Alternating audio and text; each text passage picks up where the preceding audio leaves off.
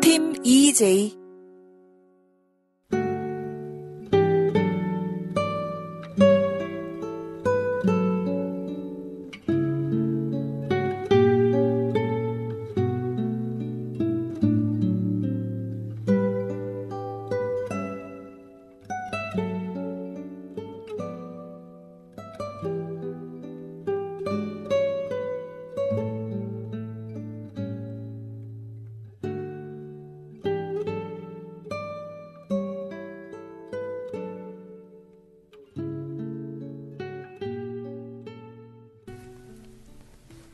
네, 이제 이슈의 심리학 우리 할 시간인데요.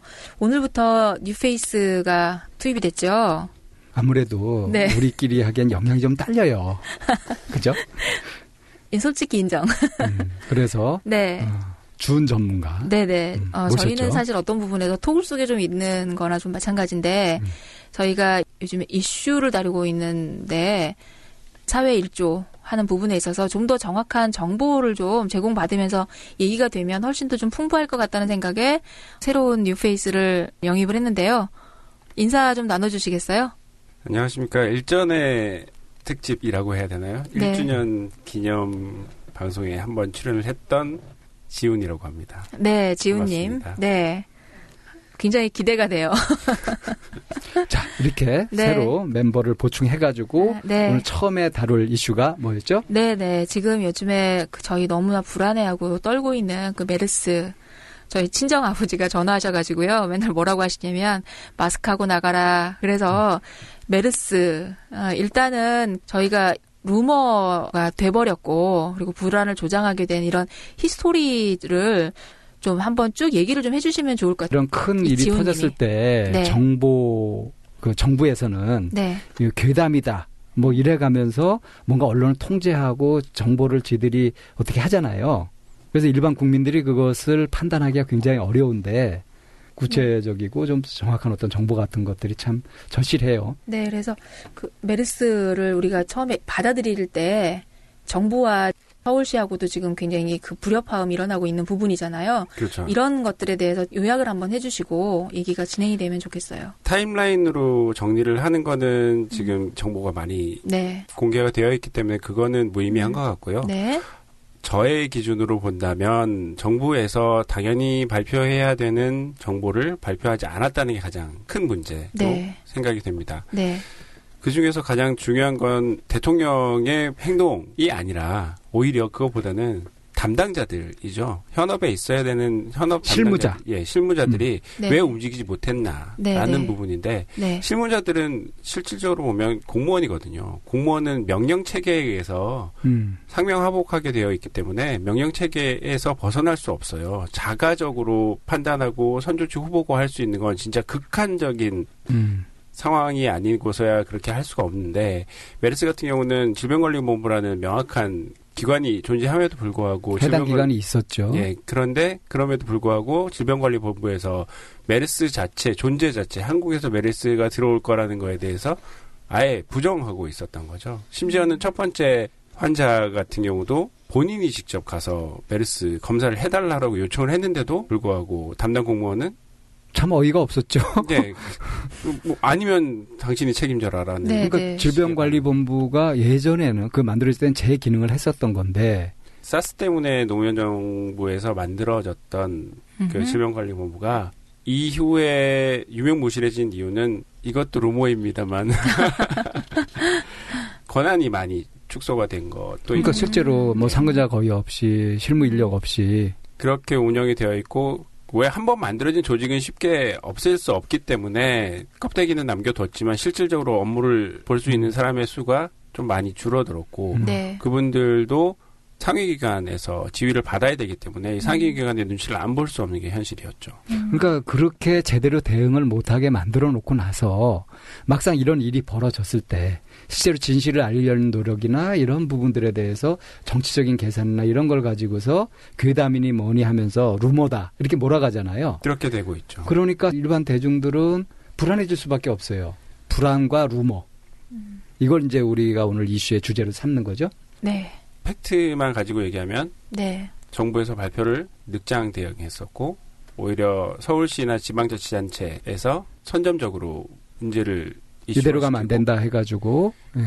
그래서 근데 그걸 또 못하게 하려고 그러잖아 지금. 못하게 하려고 한다기보다는 오히려 그 지자체가 너무 앞서서 나가지 마라. 정부와 보조를 맞춰라라고 얘기를 하지만 결국은 지방자치단체는 뒤따라오라고 얘기하는데 앞서서 가야 되는 정부가 네. 걸음을 떼지 않으면서 말로는 뒤따라오라고 하니 지방자치단체장 같은 경우는 너무 답답할 수밖에 없는 현실이죠. 네. 그로 인해서 점점 커져나가는 이 사회적인 불안. 그리고 그로 인해서 생겨나는 그런 루머들을 이제 어떻게 우리가 접근하고 그걸 어떻게 받아들이고 해석해야 될 것인가 한 이제 불안에 대한 요소 우리가 얘기를 좀 시작해 보면 좋을 것 같아요. 예. 우선 그러면은 개념 정의부터 좀 해볼까요? 네. 불안이라고 하는 거 어떻게 정의가 되죠? 네, 불안이라고 하는 거를 좀 정의된 거를 제가 읽어볼게요. 불안, 앵사이어티는 부정적인 결과가 나타날 수도 있는 위협적이고 위험한 상황에서 우리가 경험하게 되는 불쾌하고 고통스러운 정서적인 반응을 불안이라고 한답니다. 그래서 불안을 느끼면 우리는 부정적 결과가 일어나지 않도록 긴장을 하고 경계를 하고 조심스러운 행동을 하게 되는데 그래서 위협적인 상황을 벗어나게 되면 안도감을 느끼고 긴장을 풀며 편안한 기분으로 돌아가게 되고 이처럼 위험한 상황에서 불안을 느끼는 것은 매우 자연스럽고 정상적인 것이다. 그러니까 자연스럽고 해요. 정상적인 불안이 있고 네. 병적인 불안이 있죠. 네네. 그런데 이제 우리가 다룰 거는 바로 네. 자연스러운 불안이죠. 네네. 네, 지금 그렇죠. 네네. 우리 병적인 불안을 다루려고 하는 게 아닙니다. 네네. 그러니까 위험하지 않은데도 느끼는 불안 이런 것이 아니라 네. 실제로 지금 위험하잖아요. 네네. 이것이 이제 뭔가 확실하게 그 상황을 네. 벗어나게 되고 뭔가 밝혀지게 되면 불안이 해소가 되는데 네. 이거를 이제 뭐 루머라고 하고 뭔가 숨기고 그래서 더 불확실하게 가게 되면 불안의 핵심적인 상황은 뭐냐면 불확실이거든요. 네. 불확실한 상황에서 느껴지는 건데 점점 더 불확실히 가고 있는 거죠. 네. 믿을 수가 없으니까. 네. 지금은 아무것도 들지 않고 안개 속을 걷거나 아니면 그러니까 금은 밤에 깜깜한데 깜깜한 밤에 뭐 산길을 걸어가야 되는 상황이죠. 네네. 발걸음을 네. 내디뎌야 되는. 네. 그러니까 이거 얼마나 불안해요 이게. 그런 루머처럼 정확하게 알지 못해서 일어나는 몇 가지 사례들이 있었죠. 어떤 것들이 있었나요? 여러 가지가 있었는데 첫 번째 가장 임팩트 있었던 것 중에 하나는 광우병과 네. 같은 사건이 있었고요. 네. 좀 재밌게 얘기하자면 도시괴담 같은 것도 있었습니다. 아, 어떤 거였어요? 도시괴담 같은 경우는 인육과 관련된 네. 예, 그리고 납치, 네. 범죄 이런 것들에 대한 모호한 문제들이 있었죠. 경찰분들이 적극적으로 해명도 하고 그런 사실이 없었다라고 이렇게 하지만 문제는 그겁니다. 가능성이 있다. 있을 수 있다. 네. 라는 어떤 불안감이죠. 그 불안감이 전제가 돼서 그 네. 도시괴담이 퍼지게 되고 네. 그런 도시괴담들이 베이스가 돼서 여러 가지 시나리오가 나오는 상황이죠. 이 괴담이라는 거 하고요. 일반적인 소문하고 어떤 차이가 있을까요? 괴담은 악의적이라는 베이스가 있고 지금 같은 경우는 괴담이라는 게 몹시 정치적인 의미를 가지고 있다. 이 괴담 뒤에서 정치적인 목적을 지금 이제 현재 정부에서 숨기고자 하는 것들을 국민들이 알게 될 때 그걸 괴담으로 몰아가는 것 같아요. 그렇죠. 그 이유는 정부가 올바르고 우리는 옳고 너희는 틀렸다라는 전제가 있거든요. 그리고 이제 이 국민들을 갖다 통제하고 그러려는 그런 마인드를 갖고 있으니까 그래서 제재 일변도로 가고 공안 정보로 가고 그렇게 가고 있으니까 이 정보 비대칭성을 해소를 하지 않으면 경제적인 문제든 아니면 그 스트레스의 문제든 그게 사회적인 문제든 개인적인 문제든 상당히 여러 가지 요소와 차원에서 힘들게 그러니까 지금 정보 비대칭성이라고 하셨죠. 그러니까 네. 정보가 일부에게 독점되는 현상 같은 걸 말씀하시는 그렇습니다. 거죠. 심지어는 괴담을 정부에서 만들어서 유포한 적도 있습니다. 그런 게 일종의 찌라시라고 하는 아, 그거는 그거하고 조금 찌라시하는 다른가요? 증권가 찌라시는 그래도 그 악의성은 악의성이라기보다는 그래도 사적인 영역이거든요. 어떻게 보면 네네. 등록되지 않았지만 언론의 형식이라 한다면 국정원에서 대선 개입을 하면서 문재인 당 대표를 괴담을 이제 만들어서 안철수 전 대표 같은 경우도 뭐 여자와 관계가 있었다, 뭐 돈 문제가 있었다 이런 것들을 국정원 직원들이 만들어서 인터넷에 유포시켰던 사실이 확인되고 있거든요. 그러니까 괴담이라는 것은 어떤 가치가 개입되어 있는 좀 더 정치적인 단어로 그렇죠. 사용이 되고 있는 거라는 거죠. 근데 이 루머가 실제로 우리 사회에 영향을 미치려면 어떤 영향력이 일반 사람들한테 가야 될 텐데 이 루머가 어떻게 영향을 갖게 되나요? 영향력을 갖게 되나요? 우리나라 흔한 속담 중에 하나가 아니땐 굴뚝에 연기 나지 않는다. 네. 라는 말이 있는데 굉장히 강력하죠. 강력한 네. 그리고 뭐 발 없는 말이 천리 간다라는 네. 속담도 있고 이 베이스는 뭐냐면 원인이 없으면 결과가 없다. 이 말이 나온 결과를 내가 맞닥뜨리고 있으니 그런 말이 괜히 나왔겠냐. 예, 원인도 충분히 유추가 가능하고 그것이 사실이 아니어도 상관은 없지만 본인이 믿음으로 해서 뭐랄까 일종의 소문 같은 경우는 재미를 느낄 수 있겠지만 괴담 같은 경우는 어떻게 회피를 하거나 어떻게 공격하거나 본인의 행동 반경, 행동 수준을 정해주는 상황이 될 수 있죠. 특히 이번에 이제 그 메르스와 관련된 그런 이야기들 같은 거 뭐 참 혼란스러워요. 3차 감염 없다 뭐 이랬다가 생겼다고 하고 어느 정도 이것이 전염성이 굉장히 낮다라고 했고 그런 조건에서 된다는데 뭐 10초 만에 이제 감염이 되기도 했다. 그러면서 기존의 공식들이 다 깨졌다 뭐 이런 얘기도 있고 하던데 10초가 아니라 정확하게 10분. 10분 참. 예, 10분인데 네. 매우 단시간에 매우 전염력이 강해졌다. 그런데 이것을 어떻게 우리나라 상황에서 해석할 수 있느냐에 가장 납득할 수 있을 만한 가설은 우리가 병원에서 초음파 가습기를 많이 쓰거든요. 근데 네. 지금 비말로 전염이 되기 때문에 네. 초음파 가습기는 수증기를 발생시키고 있고 네네. 그게 이제 환자들 옆마다 다 이걸 틀어놓는 상황이기 때문에 네. 그럼 기침을 하면 가습기에 굉장히 유력한 수증기하고 가설이에요. 섞여서 같이 이렇게 전염되지 않았는가. 네. 한편으로는 좀 나은 사망률인데 네. 원래 발생했던 중동에서는 40%에 육박했는데 우리나라는 그보다 훨씬 낮은 한 8% 정도 되거든요. 근데 지금 아직 알 수 없잖아요. 네, 아직은 알 수 진행 없지만 중이니까. 현재의 이제 모수 추정을 해보면 그 정도 될 것 같은데 왜 그러냐면 그쪽에서는 정말 아픈 사람들이 병원에 갈 수 없는 사람들, 재정적으로든 아니면 거리적으로든 사회 시스템적으로든 네, 의료 서비스를 시설에 접근할 수 없는 그런 분들이 이제 병을 키우고 해서 결국은 이제 사망률이 40%까지 나왔다면 우리나라 같은 경우는 사실 상당히 선진적인 의료 네네. 시스템을 가지고 있기 때문에 완치될 수 있는 백신이라든가 이런 건 없다 하더라도 대증 치료라고 해서 열이 네. 오르면 뭐 네네. 열을 내려준다거나 네. 폐렴으로 전이가 되면 폐렴을 잡아준다거나 네. 이렇게 치료할 수 있기 때문에 네. 그런 부분에 대해서는 훨씬 더 안전감은 있지만 네. 그렇게 좋은 시스템을 만들어 놓고 왜 이걸 못 사용하냐는 거죠. 역으로 생각한다면. 그렇게 너무 걱정할 거 없습니다라고 당당하게 얘기할 수 있다면 애초부터 메르스가 우리나라에 들어왔으니 좀 더 과하게 좀 선제적으로 대응해서 더 퍼지지 않게 여러분들이 도와주십시오 하면 우리나라 국민 수준은 그걸 충분히 따라잡을 수 있다고 생각하거든요. 그러니까 정부에서 얘기할 때 걱정하지 마라 이렇게 얘기할 게 아니라 이렇게 대응하고 이러고 있다 하면은 국민들이 알아서 걱정을 하든 말든 건 국민들 몫이잖아요. 그렇죠. 그런데 왜 국민들 몫을 지들이 할 건 안 하면서 그렇게 하냐고. 그러니까 더더욱 신뢰를 떨어뜨리고 이 루머가 양산될 수밖에 없는 거 아니에요? 그래서 저도 루머를 하나 생각해봤는데요. 네. 지금 가장 많은 환자를 발생시킨 병원이 삼성병원이거든요. 네. 이 삼성병원이라는 의미가 네. 우리나라의 큰 빅3 메이저 병원이죠. 메이저 네. 병원. 서울대병원, 아산병원, 삼성병원. 네네. 거기에 뭐 세브란스라든가 가톨릭 병원이라든가 이렇게 일단 메이저라는 것은 영향력이 있다는 거죠. 그렇죠. 그런데 메이저 오브 메이저는 삼성이거든요. 사실 우리나라에서 휴지부터 시작해서 뭐 비행기까지 네. 삼성공화국이라고 해도 과언이 아닌데 그렇죠. 이 삼성이라는 브랜드에 흠이 가는 게 그게 국가 경쟁력 약하고 네, 국격이 떨어지고 뭐 이렇게 이제 직결하는 거죠. 누군가는 기분이 몹시 안 좋아. 지금 삼성병원에 누워 계셔가지고 의식을 회복하지 못하고 계신 그분이 기분이 나쁘셨는지 아니면 그 브랜드를 관리하고자 하는 니즈가 있으신 분들인지 아니면 알아서 기어주시는 공무원이나 뭐 예, 그분들이신지는 모르겠습니다만 병원 이름만 밝혔으면 상식이 있는 사람이라면 그 병원을 피해 다녔을 거라고요. 그런데 왜 병원 이름을 굳이 안 밝히겠냐고 끝까지 버티려고 했었는지 저는 이해를 못하겠다가 무릎을 탁 쳤던 것이 여기에 삼성이 있었구나 라는 생각이 저 개인적으로 들었습니다. 그래서 이걸 루머를 만들면 루머로 생각해 보통 주세요. 그런 얘기를 할 때는 소설을 쓴다고 이렇게 하면서 얘기를 그렇죠. 하더라고요. 이건 뭐 저 나름대로 뇌내 망상입니다. 망상이다 또는 소설이다 이러면서 이제 얘기를 하더라고요. 전 삼성 그렇게 좋아요. 제가 삼성 좋아하죠. 떡고물?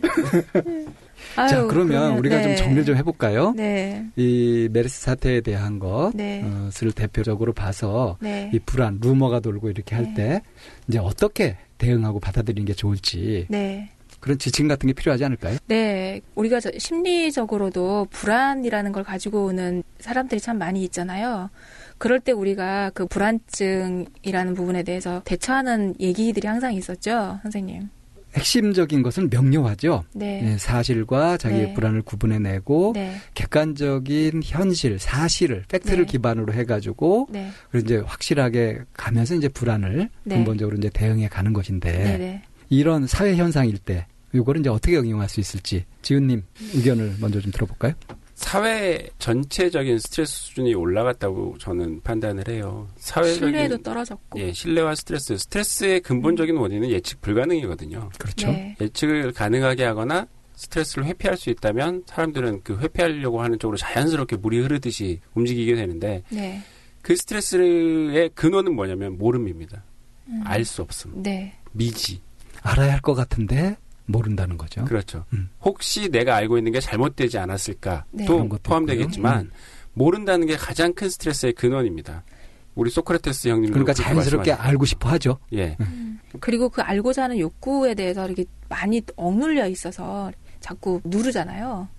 과하게 많이 알기도 해요. 우리나라 사람들이. 사실 황우석 사태는 이상한 세포 분열까지 저희가 또 알아야 되는 그런 희한한 상황이긴 합니다만 최소한 알아야 될 거는 알아야 되거든요. 이거는 생명과 직결되는 문제이기도 하고. 이미 기존에 우리가 너무 가까이서 지금 학습이 된 부분이 있잖아요. 세월호라고 하는 이 부분에 대해서.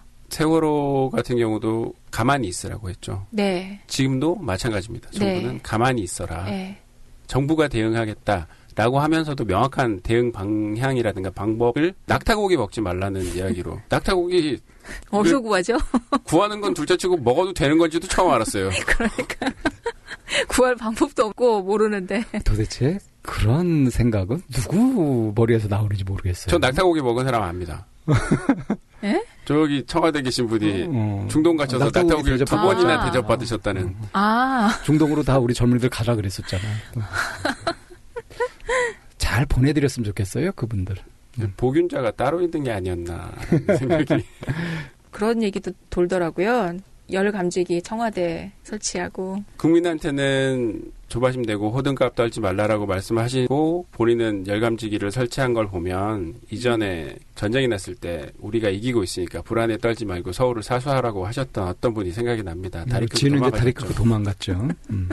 자, 그런 맥락에서 네. 지금 이제 정부는 국민들한테 신뢰를 잃었고요. 국민들은 어떤 정보를 가져야 되느냐 할 때 그래도 다행스럽게도 양식 있고 정말 네. 능력 있는 분들이 네. 이제 SNS 같은 데 이제 네, 글을 네, 네. 올려가지고 네.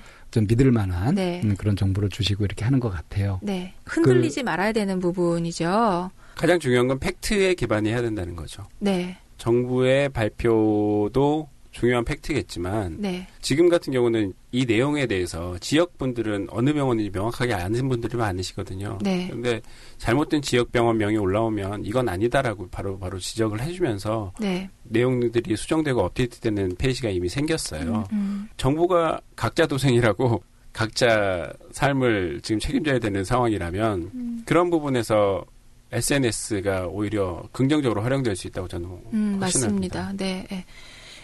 일부 지역에서 휴교가 이렇게 막 도미노 현상처럼 이렇게 쫙 일어나고 있었잖아요. 그런데 이제 그 지역에 속해 있는 어떤 학교가 하나 있었는데 그 학교가 모든 학교가 다 휴교를 하고 있는 와중에 그 학교는 가장 늦게 휴교를 시작을 했어요. 그러면서 그 학교가 보여주고 싶었던 건 뭐냐면 흔들리지 않는다.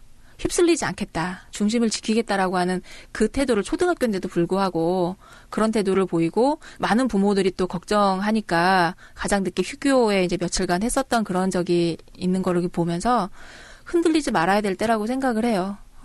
그럼 이제 흔들리지 말아야 될 때고 저희가 항상 참나원에서 강조하는 것들이 깨어 있는 거. 그리고 정확하게 알고 있는 거. 내가 알고 있는 게 정말 과연 정확할까?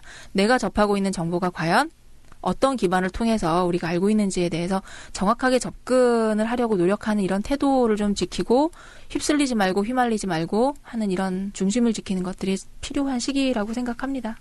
개개인이 이제 판단력을 키워야 되겠죠. 영화 제목 중에 불안한 영혼을 잠식한다라는 영화가 있거든요. 아, 그래요? 예. 독일 영화인데. 네. 그 영화의 내용과는 상관없이 그 제목이 시사하는 바가 크다고 생각해요. 그러니까. 네. 불안 자체가 네. 이성적인 나의 영혼, 네네. 감성적인 나의 영혼, 이 네. 모든 것을 동시에 파괴시키거든요. 이제 판단력에 문제가 생기고. 그러면 판단력이 흐려지고 판단력이 흐려지면 평상시에 하지 않았던 행동을 하게 됩니다. 그렇다면 주변을 바라보고 이 주변 사람들이 어떻게 반응하는지보다는 본인의 주권을 명확하게 세우는 게 가장 중요하다고 생각하거든요. 네네. 맞습니다. 이런 내용을 저희가 이제 오늘 이슈의 심리학에서 다뤄봤는데 불안이라고 조성되는 이 사회적인 심리 이 부분에 대해서 혹시 방 선생님 또 덧붙일 말씀 있으신지요? 겸손해야 되지 않을까 싶어요. 갑자기 왜 뚱딴이같이 웬 겸손이냐 싶겠지만 자기가 정확하게 잘 모르고 있다는 것을 인정하면 뭔가 제대로 알아가려는 노력을 하게 되잖아요. 그래서 그런 태도가 필요하지 않은가. 그냥 들은 소문을 갖다 막 옮기거나 그래서 루머 같은 것을 괴담 같은 것을 막 퍼뜨리는 그런 데 이용당하거나 그러지 말고 잘 살펴보고 이 정보의 가치 같은 것들을 심사숙고해보고 최대한 객관적인 정보를 모아보고 그렇게 이제 판단을 해서 명확하게 자기 주관을 갖는 것이 필요하지 않은가. 좀 그렇게 생각합니다. 네. 언젠가 그런 글을 읽은 적이 있어요. 그 두려움이라는 감정이 반드시 부정적인 것은 아니다. 그 두려움이라는 감정이 있음으로 인해서 나를 안전하게 지켜낼 수 있는 그런 쪽으로 작용을 하기 때문에 위기 대응을. 네네. 그래서 반드시 두려움이 부정적인 것만 아니다. 이 불안이라는 것도 어떤 부분에서는 우리가 정상적으로 작동하는 건강한 센서라면 그때는 루머에 휩쓸리진 않겠죠.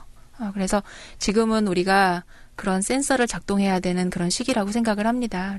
적어도 우리 참나원을 듣고 있고 그리고 이의제를 듣고 있는 그런 많은 분들이 이런 부분에서 우리가 건강하게 확산시켜 나갈 거라고 생각합니다. 자기 자신이 명확하게 하고 네. 주변 사람들의 불안도 해소해주는. 네. 네, 오늘 지훈님 저희 이슈의 심리학 시간에 이렇게 함께 해주셨는데 어떠셨습니까? 제가 자료조사를 해서 평상시에 드리긴 하는데 직접 참여하니까 부족한 점이 많아서요. 다음에는 좀 더 훌륭한 자료. 우리 청취자분들이 피드백을 주실 겁니다, 아마. 자료로 보답하도록 하겠습니다. 네네. 오늘 지훈이 함께 해주셔서 정말 감사드리고요. 그리고 어떤 부분에서 저희가 팩트로 접근할 수 없는 영역에 대해서도 지훈님의 후방 지원해 주실 거라는 생각을 하니까 전 많이 든든해요. 든든합니다. 그리고 들으시는 분들도 어떤 부분은 또 구체적으로 잡아가는 부분이 있어서 아마 훨씬 더 풍성해지는 참나원이다라는 말씀을 또 해주실 것 같네요. 이슈의 심리학이 약간 격가지 같은 느낌이 있었는데 네. 이제 주류가 되지 않을까 네. 기대를 해봅니다. 네, 이렇게 해서 이슈의 심리학 정리하고요. 다음 시간에 더 자세하고 더 풍성한 이슈의 심리학으로 다가가겠습니다. 감사합니다. 네, 이제 이메일 상담 시간이죠. 많은 분들에게 도움이 될 것 같은 사연입니다. 안녕하세요. 저는 별명은 힘찬이로 하겠습니다. 저는 42살 아들 둘을 가진 직장맘입니다. 마인드 코칭 카페에 가서 작은 짐승 닉네임으로 글 남겼습니다. 방 선생님의 따뜻한 답글 보았습니다. 감사합니다. 저는 아쉽게도 답글에서처럼 그렇지 않고요. 키도 크고 덩치도 큰 직장맘이랍니다. 아들 둘 낳고 정신없이 살다 보니 제 외모에는 신경 쓸 겨를이 없어서 이렇게 되었네요. 제가 얼마나 참나원을 사랑하는지는 말씀 안 드릴게요. 대신 참나원이 절 얼마나 바꿔놓았는지 말씀드릴게요. 일단 저는 참나원 방송을 통해 나를 사랑하자라는 선언을 하게 되었고 작지만 하나의 실천으로 아침밥을 나를 위해 챙겨 먹게 되었는데 그게 저를 이렇게 많이 달라지게 하였습니다. 신기하죠? 밥 한 끼가 뭐라고. 20살 때부터 여태껏 쉬지 않고 바쁘게 살아왔으나 기분 좋게 아침 식사를 한 적이 없는 것 같습니다. 어릴 적에 엄마가 주셨는데 등굣길이라 대충대충 커서는 출근길이라 잠을 선택하여 그저 아침을 굶어온 지 언 20년이 되었네요. 따뜻한 아침 한 끼 참 내 몸이 이렇게 좋아하는구나. 그리고 내 기분이 이렇게 좋아지는구나. 깜짝 놀라곤 합니다. 다이어트는 큰 보너스네요. 그리고 지난번 직장맘이다 보니 아이 일로 노심초사할 때가 많은데 이번에 어떤 아이 일이 생겼을 때 불현듯 어떻게 이런 일이 생기지 해서 그래 이런 일도 생길 수 있다라고 저에게 한마디 주문을 생각했더니 갑자기 문제가 쉽게 풀리며 마음이 편안해졌습니다. 날 사랑하고 위로하는 방법 그리고 불안에 대처하는 방법을 배워가고 있고 현재까지 유효하게 큰 도움을 받고 있습니다. 본격적인 상담으로 들어가 보면 사실 저는 집단 상담을 하고 싶었으나 지방에 살고 직장맘이라서 첫째는 저희 큰애의 입으로 손톱과 발톱을 뜯는 습관 때문입니다. 또 하나는 저희 친정 부모님과의 관계입니다. 저희 큰애는 7살입니다. 저희 부부가 35살에 만난 아이여서 듬뿍 사랑을 받고 자랐습니다. 3살 터울인 동생이 생기기 전까지는요.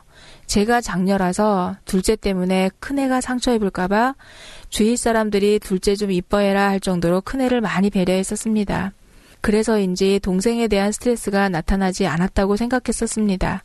하지만 6세에 새로운 유치원에 들어가게 되었고 6개월간 아이의 표정이 어둡고 원내에서 부적응을 보여 아이의 스트레스 해소를 위해 놀이 스포츠단으로 원을 바꾸었습니다. 그때 문제 행동들은 거친 말투, 거짓말, 공격적인 행동, 결국에 부모 지갑에 손대는 일까지 커졌습니다. 결국 저는 부모와 함께하는 놀이치료라는 걸 알게 되었고 아이와 함께 제가 슈퍼비전을 하는 놀이치료를 10회 정도 하게 되어 둘째로 인한 스트레스를 줄여주고 부모의 감정 수용의 문제를 제 스스로 고치면서 아이 관계도 좋아지고 아이도 즐겁게 생활하고 있습니다. 큰애의 기질이 워낙 센 편이고 남성성이 강한 편이지만 속은 여린 편이어서 현재 감정 수용을 많이 해주고 애정 표현도 많이 해주고 직장맘으로 부족한 시간을 질적으로 채워주고자 아이와 충분히 교류하는 질 좋은 시간을 보내고 있습니다. 하지만 6세부터 생긴 입으로 손톱 발톱을 물고 뜯고 행동은 여전히 남아있어 아이의 손톱과 발톱이 반만 남아있습니다. 특히 TV 볼 때요.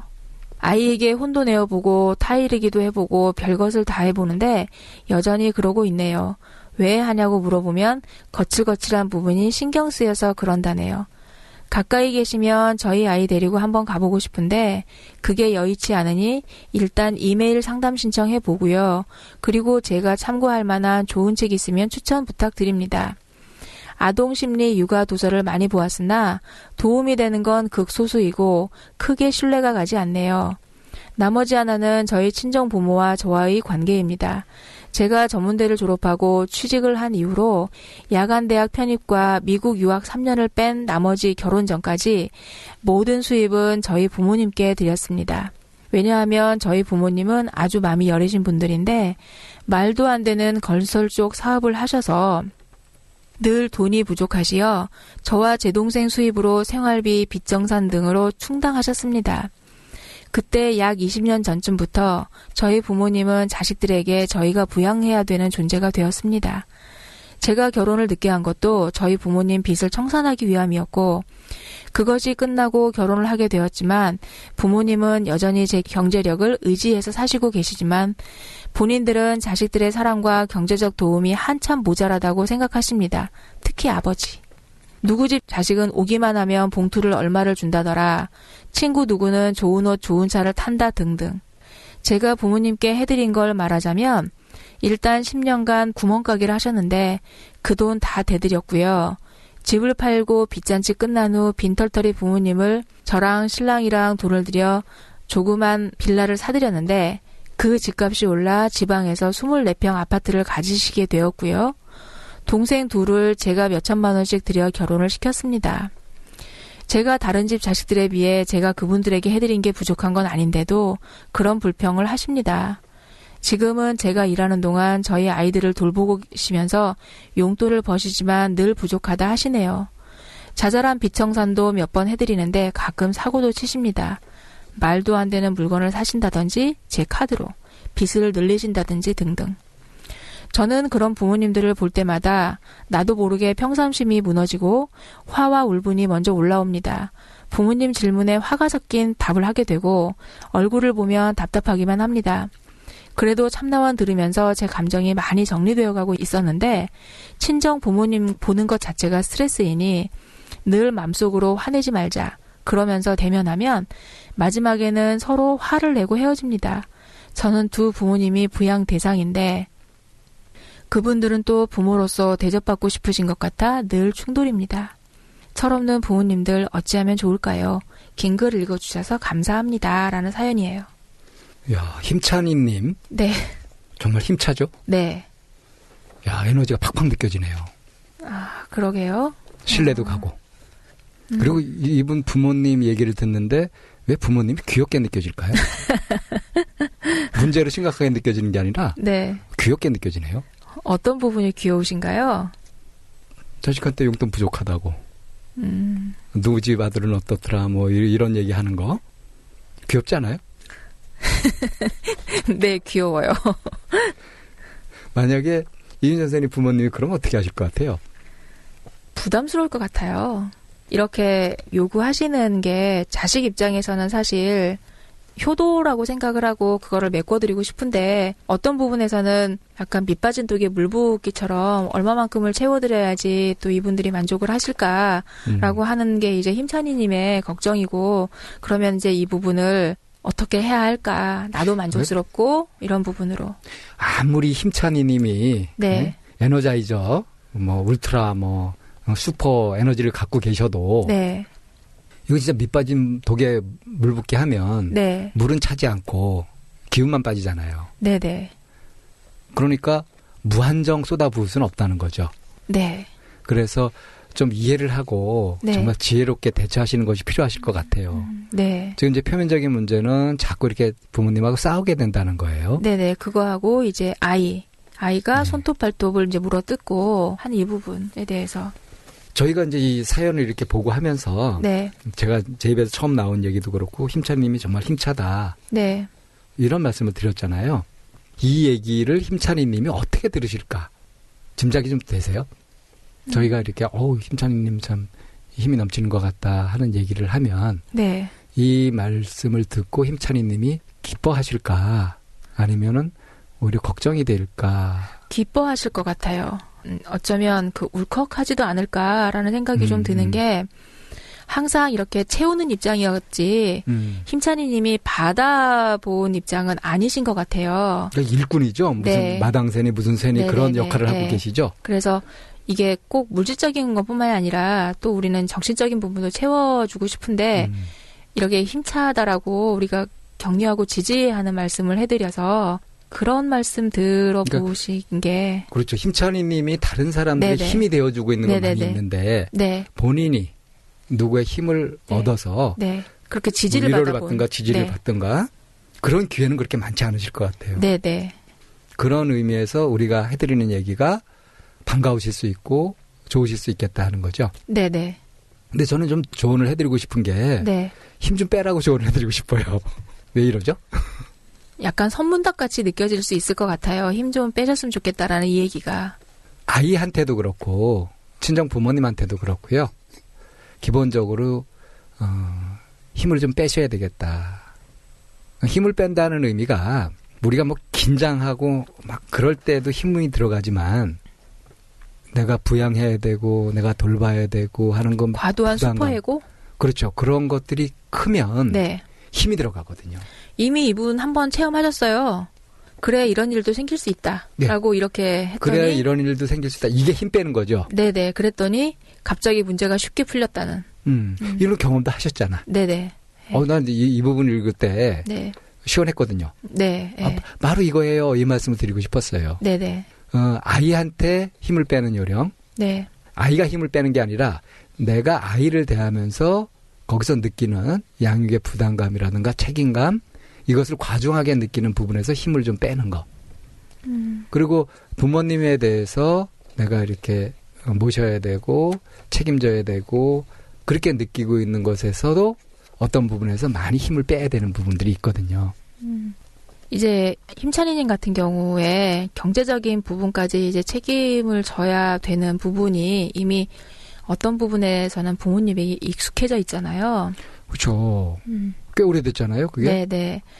제가 힘을 못 뺀 적이 있었는데 엄마가 돌아가시고 난 다음에 이제 아버지만 남았잖아요. 네. 근데 저희 아버지는 엄마가 정말 이렇게 잘 챙겨주셨어요. 잘 챙겨주셔서 정말 불편함 없이 이렇게 지내오셨던 분이라 그렇게 혼자 남게 된 아빠가 정말 좀 안 됐었어요. 그래서 이제 아빠를 모셔다가 이제 함께 살아가고 있는 그런 과정에서 한 1년 정도 지난 다음에 제가 이렇게 그 넉다운이 돼버린 거예요. 완전히. 네. 그렇게 하면서 이제 아버지하고 떨어져 살았었잖아요. 결혼하고 이제 대학 다니고 하는 이런 과정에서 떨어져 살다가 이제 엄마의 부재로 인해서 이제 아버지랑 함께 살게 되는 그 과정이 저는 쉬울 거라고 생각을 했었는데 전혀 쉽지 않았었어요. 어떤 점이 그렇게 어렵던가요? 아버지에 대해서 이해하고 알고 있는 부분이 내가 직접 아버지를 통해서 아니라 엄마를 통해서 알게 된 아버지의 모습이어서 내가 직접 본 아버지 부분에 대해서는 이해하지 못하는 부분들이 참 많았던 것 같아요. 그런데 1년여 정도를 지나면서 내가 이제 넉다운이 돼버렸던 건 어떤 거냐면 그렇게 하면서 아버지하고 갈등이 이제 증폭이 돼서 도대체 뭘까라고 이제 되돌이켜 봤더니 내가 아버지한테 아내 역할을 하고 있었던 거예요. 딸인데. 네. 나는 아버지한테는 딸이었을 뿐인데 아버지한테 내가 아내 역할을 하면서 기운이 빠져버린 거죠.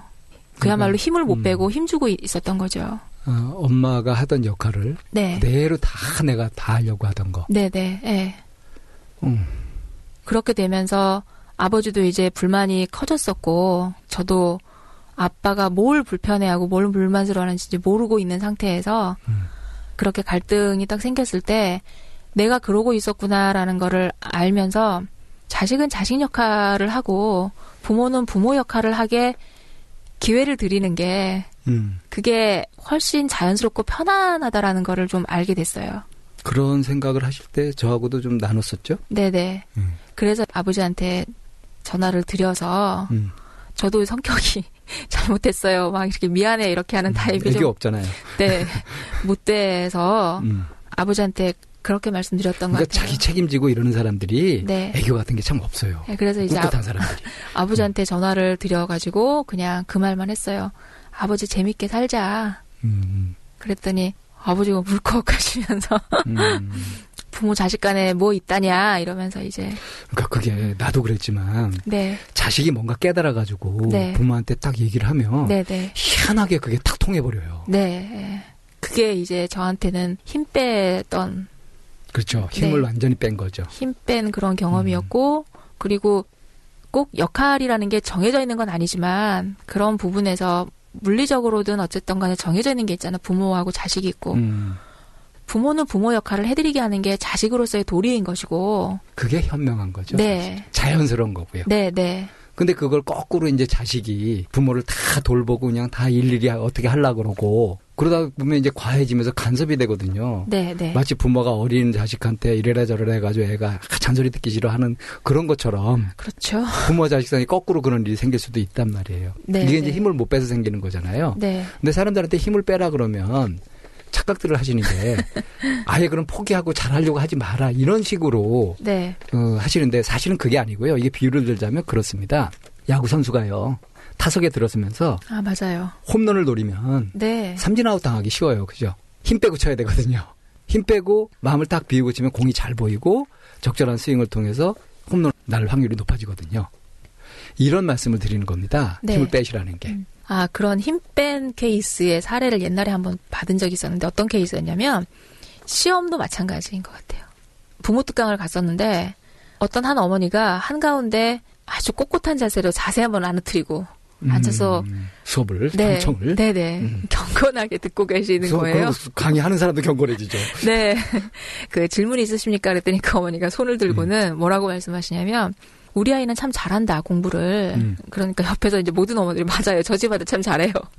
얘기를 해요. 그런데 이 어머니 고민은 뭐였냐면 공부 학원에서도 정말 공부를 잘하고 잘하는데 시험만 보면 실력이 안 나온다는 네. 거죠. 그러니까 옆에 엄마들이 맞아 그래 하고 이렇게 이제 막 동조를 해준 거예요. 근데 그 엄마의 자세를 보면 딱 답이 나오는데. 네. 그래서 어찌하오리까 도대체 뭐가 어떻게 해야 돼요? 이제 이렇게 물어본 거예요. 학습 코칭에 대한 강의를 갔었으니까. 그런데 그 어머니에게 물어봤어요. 시험 본다고 보내놓고 어머니 마음이 어떠세요? 그랬더니 손이 일에 안 잡힌대요. 그러니까 일이 손에 안 잡힌대요. 그렇죠. 일이 손에 안 지금 말이 입에 안 잡히죠. 네. 일이 손에 안 잡히고 애가 올 때까지 아무것도 못하고 계신다 그러더라고요. 그렇지. 네. 그럼 애가 어떻게 시험을 봐? 그러니까 사실은 시험 보러 가는 아이도 자기도 긴장이 되는데 거기서 힘 빼는 얘기 해줬어요? 예, 엄마의 긴장도 이렇게 가중이 되는 거죠. 잘 알아들으시던가요? 그랬더니 매사 열심히 하니까. 그렇지. 네. 이 모범생의 그 한계이자 장점이기도 해요. 네. 예. 그래서 힘을 빼시라는 거는 의무감에서 해방되시라는 겁니다. 네. 네. 내가 부모를 책임져야 된다는 건방진 생각 버리시고요. 또 자식을 내가 잘 키워야 된다 이런 생각도 버리시고요. 그 순간순간 내 사랑스러운 자식 또 소중한 부모님과 그 마음과 마음으로 만나보세요. 그러면 얘기를 하도 손톱 물어뜯고 이렇게 할 때도 나가는 말부터 달라집니다. 그렇죠. 너 왜 그래? 이런 식으로 나가는 것이 아니라 지금 왜 그러니? 손톱 끝이 간질간질해? 뭐 이런 식으로 말부터 달라지거든요. 네. 이거 손톱 물어뜯는 현상 이런 것들은요. 사실 스트레스 맞거든요. 근데 딱히 자기가 무슨 스트레스인지는 모르고 하지만 해소할 줄도 모르고 해가지고 그 반복적으로 이렇게 습관화되는 거라서 이건 평생 가기도 하고 그래요. 근데 이게 어떻게 하면은 없앨 수 있냐. 본인이 자각해서 정신 차리고 고치면 되거든요. 근데 그렇게 되려면 본인이 여유가 있어야 되고 충분한 관심을 받고 있다는 느낌 또 지나치게 받을 때도 이게 부담이 되기 때문에 부족해도 안 되고 넘치지도 안 되고 그래서 이런 거를 가장 잘 알려면은 내가 힘을 빼야 됩니다. 그러니까 의무감 어떻게 해야 된다는 당위성 이런 것들을 정신 속에서 놔버리는 것을 마음에서 힘을 뺀다고 하는 거거든요. 그래서 힘을 뺀 사람은 그걸 즐길 줄 알게 돼요. 여유를 가지고. 그런 쪽으로 연구를 하시면 우리 참나원 애청자시고 이미 많은 부분에 영향을 받고 이렇게 효과도 보시고 이렇게 했기 때문에 지금 이 말씀을 분명히 잘 알아들으실 거라고 믿거든요. 금방 효과를 보실 겁니다. 저는 이 힘찬이 님이 믿음이 딱 가요. 저는 이제 한 가지 또 덧붙여 드리고 싶은 것 중에 하나가 뭐냐면 부모로서 대접받고 싶으신 것 같아라고 이제 이런 부분을 남기셨는데 대접받고 싶은 게 아니고요. 존중받고 싶은 거예요. 대접받는 거하고 존중받는 거 차이 아시죠? 사람들이 대접받으려고 하냐 이렇게 얘기를 하는데 대접받으려고 하는 게 아니라 난 존중받고 싶었던 것뿐인데 해석하거나 받아들이기를 대접받고 싶다라고 하면서 부정적인 감정을 일으키는 경우가 참 많은 것 같아요. 그래서 아이도 그렇고 어쩌면 부모님도 그렇고 그냥 존중해 드리는 게 이 거꾸로 생각하면요. 네. 이렇게 좀 지각 없고 철 없는 듯한 철 덜 든 듯한 그런 어른들 있잖아요. 네. 거꾸로 생각해 보세요. 이분들이 굉장히 완고하고 자기가 옳다 이런 고지식한 분이라고 생각해 보세요. 그게 더 나을지. 지금 모습이 100배도 낫거든요. 예. 그래서 이제 부모님에게 효도를 하는 거는 이렇게 자꾸 빈 부분을 채워드리는 것도 효도이긴 하지만 부모님으로서 또 자식들을 돌볼 수 있는 그런 기회를 드리는 것도 그게 지혜로운 거고요. 그게 효도의 또 다른 부분인 것 같기도 하더라고요. 그리고 무엇보다도 같이 친구처럼 마음 통하고 즐겁게 하는 거. 네네. 그것이 서로를 위해서 최고고 그야말로 최고 수준의 효도죠. 그리고 아이가 이제 그 행동이나 그리고 지갑에 손대는 이런 부분도 어떤 부분에서는 아이의 발달 단계 이런 것도 좀 한번 보시면 아이가 성장해가는 과정이고요. 네. 그런 위기를 진짜 진지한 사랑으로 제대로 가르칠 거 가르치고 관심은 충분히 주고 이렇게 하게 되면 아이가 이런 과정을 통해서 잘 크게 됩니다. 네. 문제라고 보는 시각에서 좀 벗어나시면 어떻게 해야 될까가 생기는데 문제를 하면 이제 답을 찾기 시작하니까. 그러니까 심각해지는 거 이걸 이제 힘이 들어간다고 저희가 표현하는 거예요. 네, 힘찬이님 도움이 되셨으면 좋겠네요. 힘찬이님이 힘빼니님이 되시기를. 네. 이렇게 해서 이메일 상담 마치고 저희 항상 사연 기다리고 있죠. 사연 보내주실 분들 주소 소개해 주시죠. 네, chamna-one@daum.net으로 참나원이죠. 사연 보내주시고요. A4 용지 한 매 분량으로 보내주시는데 상담 유형 구별해서 보내주십시오. 이메일 상담인지 아니면 방문 상담인지 그리고 방문 상담일 경우에 전화번호 남겨주시면 저희가 발빠르게 연락하겠습니다. 네, 사연 많이 좀 요즘에는 뜸한데요. 저희 사연 기다립니다. 감사합니다. 이메일 상담입니다. 안녕하세요, 선생님. 저번에 상담 신청을 했었는데 늦게 답장이 되어 만나 뵙지를 못하고 다시 프랑스로 오게 된 사람입니다. 저는 저번에 프랑스에 살지 아니면 한국에서 살지 고민을 가지고 상담을 신청했습니다. 현재 프랑스에 다시 오게 되었고 우울증이 좀 악화된 것 같아요. 어디서부터 말씀드려야 될지 모르겠지만 아마 제 전반적인 상황을 말씀드려야 될 것 같아서요. 2007년 아내와 사귀고 아내가 유학 중인 프랑스로 그냥 같이 있고 싶다는 생각에 갔다가 3년을 학업 준비만 하다 겨우 한 군데 학교에 붙었는데 사립학교라 1,000만 원이 넘는 학비를 벌면서 학업을 하는 게 지옥 같다는 생각에 한 달 100만 원 내고 다니다 포기하고 한국으로 다시 돌아왔습니다. 그때 아내와 헤어질 뻔했는데 한국으로 가서 자리를 잡아놓겠다고 하고 한국으로 향했습니다. 그리고 졸업작품을 열심히 만들어서 성과도 내고 주위에서 잘한다고 하니까 나름대로 또다시 작업해서 결과도 만들어내고 원하던 회사에 취직도 하고 그랬습니다. 그러다 결혼 이야기가 나와서 결혼을 했고 이제 어디서 살까 고민을 하다가 아내는 내가 결정하면 따르겠다고 해서 한 달 넘게 고민을 하다 결국 다시 프랑스로 갔습니다. 다시 프랑스로 갔지만 언어 문제 그리고 적성 문제로 총 4번이나 이직을 했습니다. 그때마다 아내와 심하게 다퉜고 그때마다 아내에 대한 서운함이 들었습니다. 제가 선택해서 비롯된 문제지만 싸울 때면 자꾸 아내 때문에 제가 타국에서 고생하는 기분이 드는 것이 어쩔 수가 없습니다. 그래도 제가 미안한 마음에 사과도 먼저 하지만 제 적성에 안 맞는 일을 하면서 언어 문제로 고생하는 게 너무 힘들어서 다 몇 달 며칠 일하다가 그만두었습니다. 이제 아내도 포기했는지 저를 귀찮아하고 저하고 말을 하지 않으려고 합니다. 한국에 가서 취업을 하려고 하지만 이미 거의 2년 가까이 다른 일을 했고 또 늦은 나이에 신입으로 들어가려니 낮은 연봉에 괜히 한국에 가는 것이 두렵습니다. 요 며칠 일어나서 드는 생각이 이렇게 살아서 뭐하지 싶다가 그냥 죽어버릴까 하는 생각이 들었습니다. 제 스스로 발로 차버린 한국에서의 많은 기회 그리고 여기서의 계속되는 짧은 이직에 회사에 또 경제적인 문제까지 정말로 심신이 너무 지쳤습니다. 남들은 체류하는 것에도 문제가 없고 그저 전공과 조금 상관없지만 열심히 일하면 되지 않겠냐고 하는데 나가서 사람들과 불어로 이야기하고 영업을 해야 하고 서비스를 해야 하고 그럴 때마다 정말 그 자리에서 울고 싶을 정도로 우울해집니다.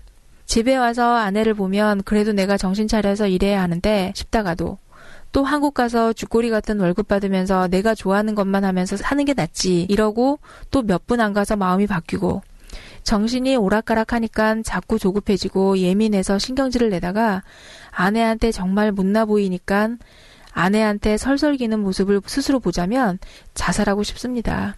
선생님, 제가 정말 너무 마음이 급하고 너무 힘드네요. 물론 저보다 더 어려운 환경에서 사는 사람한테 이런 이야기하면 천벌 받을 겁니다. 하지만 자존감이 낮아졌고 매일 아침 일어나는 게 무섭습니다. 어떻게 하면 좋을까요? 윤정 선생님이 느껴지신 대로 도움 말씀을 먼저 줘보시겠어요? 우리 이분 닉네임부터 먼저 정혜연 선생님, 프랑스님으로 하면 어때요? 네, 프랑스님으로 합시다. 이 사연이 온 지 좀 됐었어요. 예. 그래서 지금은 좀 어떨지 좀 궁금하기는 한데 내가 원하는 게 정말 무엇인지 정확하게 알고 있나 다시 한번 짚어보셨으면 하는 그런 마음이에요.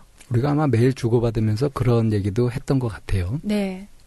어떤 사람이 그런 얘기를 한번 한 적이 있었어요. 중고등학교 시절에 이제 대부분의 사람들이 방황을 하기도 하고 또 그 이후에 방황을 하기도 하잖아요. 이렇게 할까 저렇게 할까 그리고 이거 했다 저거 했다 그러면서 갈팡질팡하고 오락가락하는 시절이 나에게도 있었다. 그런데 그 시절에 내가 왜 그랬나 하고 곰곰이 생각을 해보니 나에게 목표가 없었다. 내가 정말 원하는 게 무엇인지 내 목표가 무엇인지 나는 그거를 정하고 있지 않았더라라는 얘기를 하더라고요. 이 프랑스님은 지금 나이가 얼마나 될까요? 30대 중반? 이나 후반? 초중반? 그렇게 네. 되겠죠. 네. 내가 어떻게 살 것인지 어떤 일을 할 것인지 그리고 그 못하고 기준이 또 아내한테가 있어요. 그러니까 말이에요. 자기 주체의식이 없죠. 많이 이런 거 갖고 고민해요, 선생님.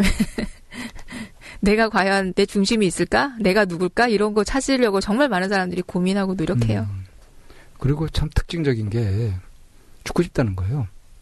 혹시 선생님은 죽고 싶다는 생각 해본 적 없으세요? 한 번도 없었어요. 그래요? 네. 그렇구나. 근데 죽고 싶은 심정은 40대 넘어서 한 번 느껴본 적은 있었어요. 저는 왜 아주 이렇게 막 충족감이 느껴질 때 있잖아요. 네. 그럴 때 지금 죽어도 참 좋겠다. 죽어도 여한이 없다고 그죠? 네, 그런 생각한 적 있어요. 그렇게 죽고 싶다는 거하고 여기 죽고 싶다는 건 완전히 다르죠. 분위기가 정반대죠. 괴로울 때도 죽고 싶다는 마음이 들 때도 있기도 하죠. 그냥 내가 없어져 버리면 이 문제가 해결될까? 이런 거요. 도망가고 싶은 마음. 그런 거죠, 지금. 도망가고 싶은 거요. 자기 책임질 줄 모르는 거죠. 네. 거꾸로 얘기하면 책임지는 즐거움을 모르는 거예요. 제가 이 프랑스님한테 네. 당신이 개 맛을 알아? 이것처럼 당신이 책임지는 맛을 알아?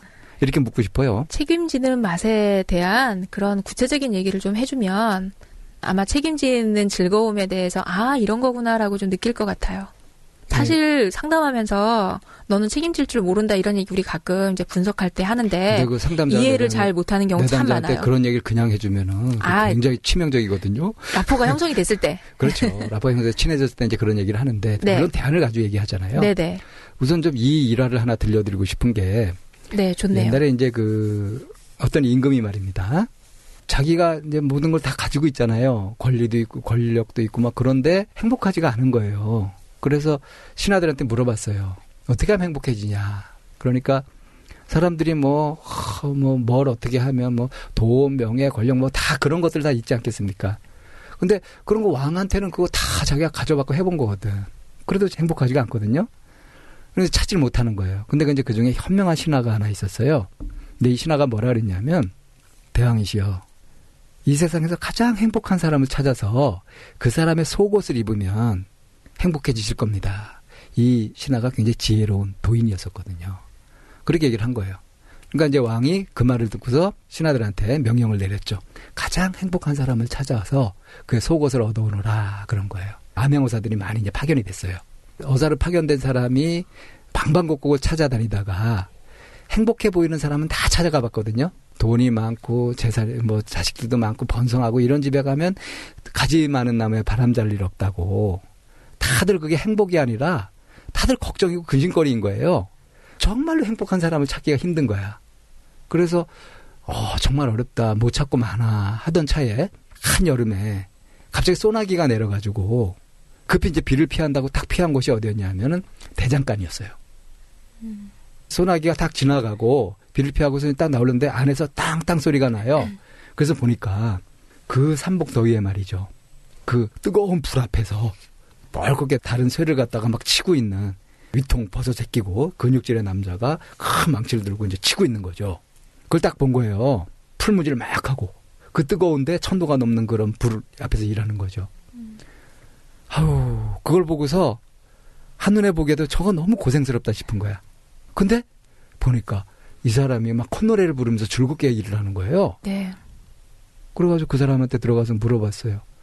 당신 이 일 힘들지 않냐고. 이 더운데 가만히 있어도 땀이 나는데 그러지 않냐 그러니까 무슨 말씀이냐고. 전 하나도 더위를 못 느낀다고. 이렇게 쇠가 달라져서 내 원하는 대로 농기구 되도 뭐도 되고 이런 거를 보면은 얼마나 행복한지 모른다고. 그래서 더운지 모르니 모른다고 그러는 거예요. 그런데 마치 이제 점심때가 된 거예요. 밥상을 내오는데 왜 참 같은 거죠. 그러니까 이제 보리밥에다가 된장 이렇게 해가지고 생고추 이렇게 아주 나온 거죠. 그거 갖다 턱 찍어서 먹고 막 이렇게 하는데 아주 정말 행복해 보이는 거예요. 그래서 당신은 근심이 없냐니까 근심이 이렇게 뭐냐고. 너 이렇게 몸 건강하지 일 잘하고 좋다고 아주 행복하다고. 나만큼 행복한 사람이 있으면 나와보라 라고 하면서 드디어 가장 행복한 사람을 찾은 거예요. 그래서 드디어 찾았다 하면서 이 사람한테 이제 당신의 속옷을 달라고 부탁을 한 거예요. 네. 그러니까 이 대장장이가 기웃하더니 난 속옷을 입을 필요가 없는데 속옷 없어요. 그래요. 그래서 이 어사가 이제 와서 왕한테 그 얘기를 했거든요. 이러이러해서 찾았는데 이렇게 됐습니다. 거기서 왕이 깨달았어요. 그 왕도 행복해졌대요. 왕이 깨달았을까? 뭘 깨달았죠? 그 순간에? 행복한 사람의 속옷이 없다는 거. 그래서 이 지혜로운 신하가 무슨 충고를 한 것까지 딱 한 거예요. 영특하죠. 그러니까 행복이 따로 네. 있어가지고 그걸 잡는 게 아니잖아요. 네. 제가 이 말씀을 드리는 게 뭐냐. 이 프랑스님 말이에요. 네. 죽고 싶다 그러잖아요. 죽어버리세요. 근데 진짜 죽는 거는 몸을 죽이는 게 죽는 게 아닙니다. 그 마음이 드는 그 마음을 죽여버리세요. 그렇죠. 행복한 사람의 속옷을 입으면 행복해진다. 이건 방편이에요. 그죠? 네. 실제로는 행복한 사람을 찾아봤더니 그에겐 속옷이 필요 없었어요. 그런 것처럼 지금 프랑스님 왜 고민하고 있는지 가만 보세요. 이 얘기 중에 남들이 들으면 이런 얘기도 했지만 왜 남들 의식하면서 눈치 보면서 자기 인생을 자기가 돌보질 못합니까? 지금 이렇게 남들 눈치 보고 뭐 어때야 되고 막 온갖 욕심 부리고 막 고민하고 이렇게 하는 자신을 죽고 싶다 그랬잖아요. 그게 제정신인 거예요. 죽으세요. 그거. 죽여버리세요. 그걸 딱 죽여버리고 그것을 싹 놔버리면 그러면 이제 진짜 보일 겁니다. 지금 내가 살아가고 있는 조건, 내 인연 이런 것들이 얼마나 소중하고 귀한지 이걸 위해서 뭘 해야 된다는 의무감 같은 거 가지지 마시고요. 그냥 그 부분의 소중한 것에 내가 할 수 있는 만큼 부응을 하면 되는 거거든요. 이 대장장이가 삼복더위에 땀을 뻘뻘 흘리면서 불 앞에서 일을 하면서도 더위를 모르듯이 이게 힌트가 되셨으면 좋겠어요. 죽으십시오. 확실하게 죽어버리십시오. 대사 1번 뭐 크게 죽어야지 산다 뭐 이런. 그래서 우리가 도를 깨닫는다 이렇게 할 때 크게 죽는다 그러잖아요. 네네. 2번 죽어야 된다 그러죠. 어떻게요? 첫 번째 죽는 거는 자신의 에고가 죽는 거예요. 네. 자신의 욕망이나 내가 이런 사람이다 한계의식, 열등의식, 피해의식 이런 것들이 죽어버리는 걸 말합니다. 다시 말해서 심리치료를 완벽하게 하는 거죠. 치유를 해버리는 거죠. 네. 근데 그걸로 끝나는 게 아니에요. 그렇게 끝나버리면 마음의 여유는 찾고 시각은 회복되고 정신은 맑아질 수 있습니다. 근데 아직 능력은 부족하거든요. 그래서 진짜 능력을 얻기 위해서는 2번째 죽어야 될 게 있어요. 그게 뭐죠? 이것이 옳다, 내 생각이 옳다, 이것이 맞다 하는 그 한계를 깨버려야 됩니다. 그래서 첫 번째 죽이는 걸 이걸 아집을 깬다 그러고요. 2번째 죽이는 이것을 법집을 깬다 그래요. 아집과 법집을 설명하셔야 될 것 같은데요. 아집은 내가 나다. 에고라는 부분이요. 에고라고 얘기하는 거고요. 법집이라고 하는 것은 이것이 진리다. 네. 이것이 진리고 다른 것은 가짜다. 뭐 이런 식으로 보는 걸 말하는 거예요. 그렇게 했을 때 이런 거 2번 죽는 과정을 통해서 진짜 있는 그대로 관찰을 하고 거기에서 현명한 지혜를 발휘해가지고 힘을 발휘할 수 있거든요. 그럼 이제 이 프랑스님이 하셔야 될 거는 이렇게 죽고 싶다라고 하는 여기에서 이제 한번 죽어서 자기의 자아에서 한번 깨어야지 되고 그러니까 그 다음에 죽고 나면 그렇게 해서 이제 자아에서 한번 벗어나면 현실이 보이는 거잖아요. 그렇죠. 현실이 보이죠. 내 능력과 경제적인 부분과 하는 이 현실의 벽을 이제 한번 넘어야 되는데 이 현실의 벽을 어떻게 넘을까냐는 거죠. 이 부분. 그 욕심을 버려야죠. 그런 부분에서 지금 내가 죽고 싶다 이거는 사실은 죽기 싫다는 얘기거든요. 그죠? 어깃장 놓는 거란 말이에요. 근데 이거 자체가 어떻게 보면 되게 비겁한 태도입니다. 제가 지금 프랑스인한테 비겁하다 이런 말씀 드린 거예요. 욕한 겁니다. 이 말 듣고 화나시죠? 예? 화가 안 나면 배알도 없는 거예요. 그래서 그 화로 자신을 죽이십시오. 자아를 확 죽여버리시고 그리고 부인하고 굉장히 좋아하시는 거 아니에요? 지금 사랑하시고 그러는 거 아니에요? 부인도 마찬가지인 것 같은데 아름다운 사랑하시고요. 이렇게 내가 뭘 다 알아서 해야 된다는 책임감 같은 거 그거를 지금 어울리지 않게 자꾸 갖고 계시는 거거든요. 그러지 마시고요. 지금 더 어려운 환경에 사는 사람도 생각하고 이렇게 하는데 그것이 눈치 보는 것이 아니라 배려하는 것으로 그렇게 되실 수 있으려면 자기가 튼튼해지셔야 됩니다. 근데 자기가 튼튼해지는 방법은 확실히 에고를 죽여버리시는 게 좋다는 거예요. 해외에서 이렇게 생활을 하고 이렇게 살아가려면 참 많이 어렵거든요. 그래서 연대를 형성하는 게 가장 좋은데 그 연대를 형성하는데 가장 좋은 그 파트너가 사실은 가족들이에요. 그래서 프랑스님이 저희에게 이제 SOS를 청한 것도 사실은 아내에 대한 서운함이나 이제 이런 부분들이 크잖아요. 아내는 자기가 아내 때문에 여기까지 왔는데라고 하는 부분 때문에. 근데 사실 아내가 오라고 한 것도 아니잖아요. 그런 부분이 이제 책임감이라고 이제 우리가 얘기를 하는 거고요. 어쩌면 지금은 누가 나에게 가장 도움이 될까를 판단을 해서 그 부분에 대한 현실적인 도움을 먼저 함께 연대를 하는 것이 거기에서 좀 딛고 일어날 수 있는. 그게 아주 좋은 현실적인 대안이시고요. 네. 제가 일단 아주 험한 말씀 드렸잖아요. 죽어라. 네. 그리고 뭐 욕했다 이렇게 했는데 사실은 이제 더 진짜 드리고 싶은 말씀은 이런 겁니다. 마음이 굉장히 감수성이요. 굉장히 예쁘고 아름다우신 분이에요. 이 프랑스님이 보면 이렇게 마음결이 곱기 때문에 아주 독단적이고 뭔가 결정을 해야 되고 하는 부분에서 다소 취약점을 보이실 수 있는 겁니다. 결단성이. 그래서 이제 이런 부분이 지금은 다른 사람들이 이렇게 제가 눈치를 본다고 말씀을 드렸는데 사실은 배려하고 함께 고려하는 점들이 크거든요.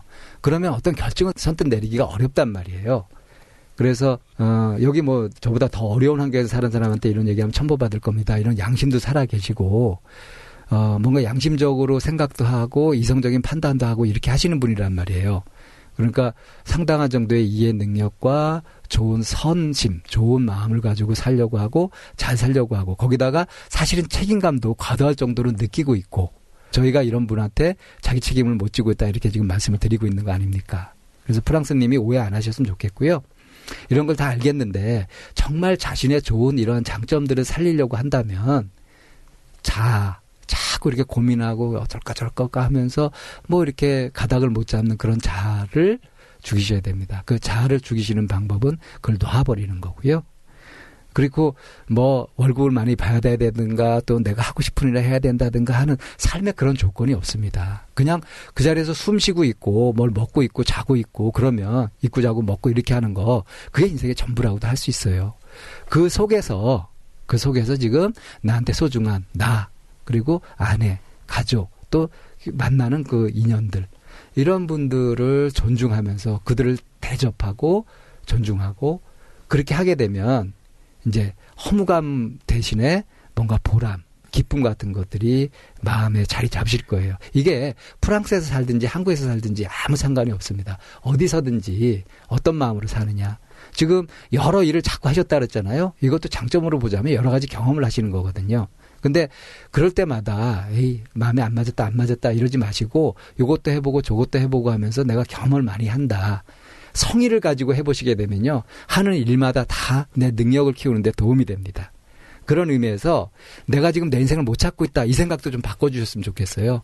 나는 지금 내 삶을 이런 식으로 살아가고 있고 잠시 여행을 즐기는 것뿐이다.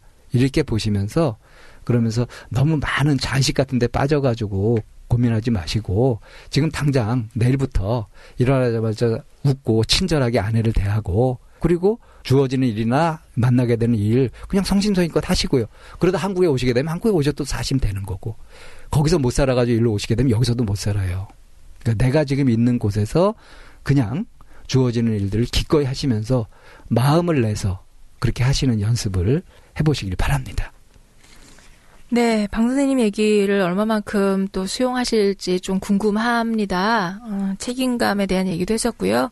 그리고 지금 이 상황에서 벗어나서 한 발 좀 백척간도 지닐 거라는 거죠. 예, 그렇죠. 한 번 더 나아가 보시는 거를 선택을 했을 때 그때 느끼는 그야말로 네가 개맛을 알아라고 하는 이제 이런 느낌이 있을 테니까. 네가 책임지는 즐거움을 알아. 네, 그래서 이런 부분이니까 한번 해보시고 그리고 저희에게 또 이메일로 상담 주시고 진척 상황이나 아니면 이런 거 해보니까 괜찮더라라는 얘기 있으시면 또 연락 주시면 저희가 또 함께하는 시간 가져보겠습니다.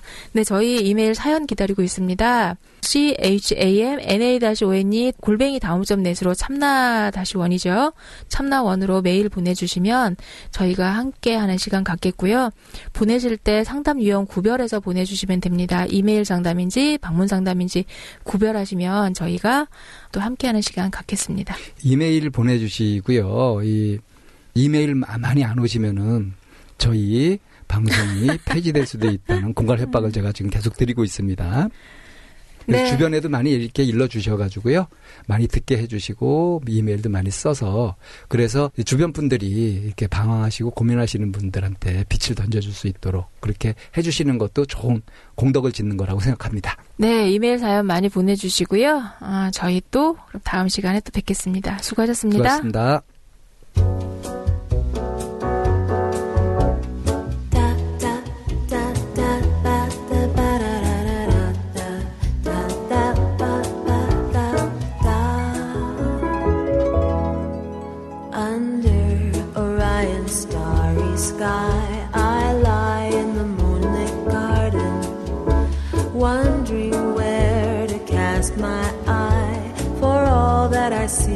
Heaven, oh, why does it have to end? I wish we could still pretend you're near, just around the bend in the gardens of Samson and Beasley.